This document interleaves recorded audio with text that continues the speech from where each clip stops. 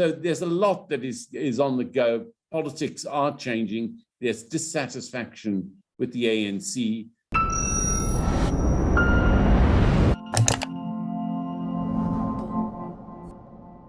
What are the potential coalition scenarios that may emerge in the future of South Africa's politics?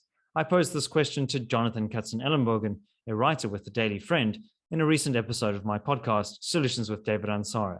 For the full conversation with Jonathan Katzenellenbogen, you can find that by clicking on the link in the description below. Enjoy. Well, in politics, 2 years, 2 years is a long time, but there have been these recent polls. And the ANC has, in two of them, the ANC has done particularly badly. In the local government elections last year, it got nearly 48% of the vote, which is, in one sense, is very poor because they came under, it showed immense dissatisfaction, low percentage poll, plus they didn't get a majority, these local government polls in aggregate. And last week, Report leaked a poll showing ANC support running at 38%, and Ipsos, the market research organization, showed it at 42%. But these might be a bit of an aberration, and the results of polling methods and so forth. We don't know much about the origins of the poll that was leaked to Report, but it showed the sort of decline in ANC support that would only occur in urban areas. And the DA in the Report poll went to 27%, with ANC support hemorrhaging to the DA, which really has not happened. The Ipsos poll, by contrast, has the DA running at 11%. But that's all a bit unlikely. We're 2 years before, and I don't think we should look for a sudden and catastrophic decline in its support. I think it's more credible to see polls that showed more gradual. So the Social Research Foundation, of which Frans Cronje, the former Institute of Race Relations CEO, is a director, only sees the ANC at 52% on a 56% poll. So it's up from the 2021 elections. Look, it's a long way to go. And of course, other political parties might come into the field ahead of the elections. We don't know how Action SA will perform. It's not done great, but it's running at 6% in the SRF poll. That's not a great showing, even at that stage, because it's been around for quite a few years, and it's not very strong outside Gauteng. Nevertheless, that could gain some traction. The DA in the SRF poll is up to 25% from about 20%. So they could enjoy somewhat of a recovery.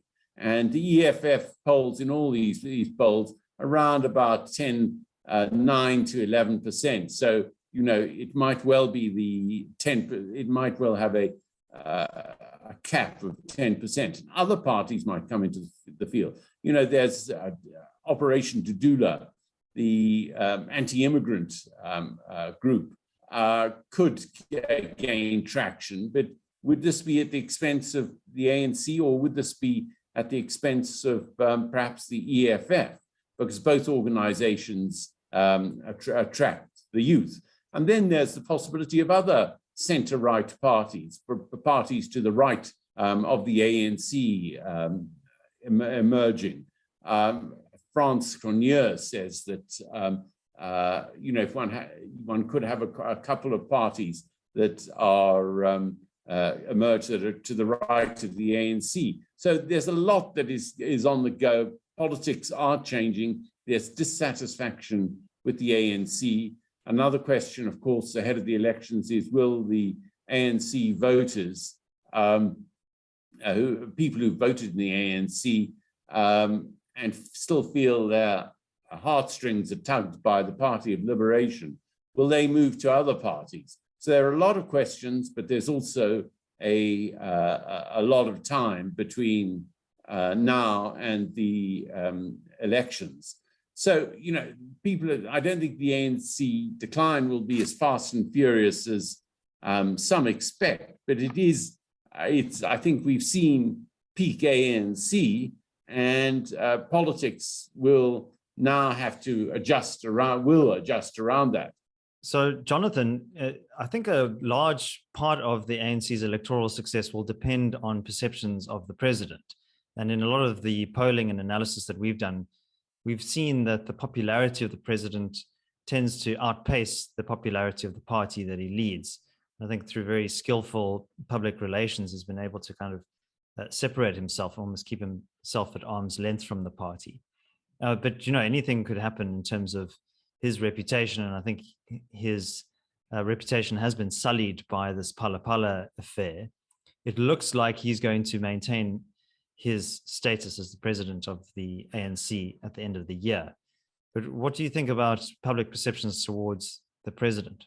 Ramaphosa brought the ANC a good margin of victory in 2019, and he's popular.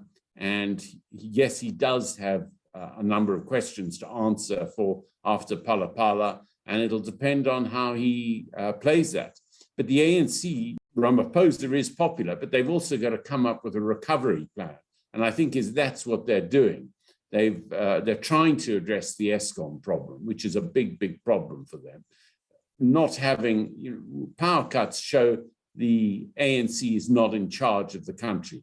The ANC runs the government, and the government runs Eskom and their power cuts. That shows a degree of chaos, a degree of lack of control, and I think it would be the worst thing for power cuts, extensive power cuts, to occur just ahead of the 2024 poll.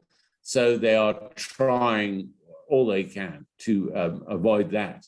But they're also speaking of increased grants. There's talk of a wealth tax in the ANC to fund a basic income grant. There's talk of of national health insurance. There's a greater urgency over expropriation without compensation. So these are all attempts to mobilize the voters in 2024 so they can answer the question, what have you done for us, with greater clarity. I don't think any of their policies will address the key really big issues, which are, of course, jobs and unemployment on the one hand, and service delivery. They just seem incompetent at doing both. And to achieve these goals, they'd have to have, as we discussed earlier, reform. And they will stall on, I don't see reform of the labor markets coming to allow freer labor markets and people to work at wages that are below the rates negotiated by these bargaining councils, which effectively fix the price of labor. Yeah, and I think a lot of those populist impulses are also going to be quite considerable within the party. And, this desperate attempt to try and shore up votes, particularly amongst kind of the rural poor constituencies, this extension of the COVID relief grants, I think is also another example of that, trying to make those permanent. But now, well, on that, they've got to decide what to do, because the COVID relief grant is coming to an end at the end of the fiscal year, at the end of February next year, and they've got to decide what will it be replaced with. So I don't think they can't in that sort of time frame. They can't suddenly come in with a basic income grant, because it would be it's just too big a project, in the sense that you've got to consider then cancelling all other grants and just having the basic income grant. So, they've got to design the new system, and that I think will take a long time. All right. So just in terms of the potential coalition dynamics, so we touched a little bit on the state of the opposition, but now this fragmentation, I think, is going to throw up a lot of potential scenarios. So thanks for watching. Please do leave your thoughts down in the comment section below. Also, if you would like to watch the full interview with Jonathan, you can do so by clicking here. And for more long-form conversations, you can follow my other channel that's linked over here. My name is David Ansara. Until next time, take care.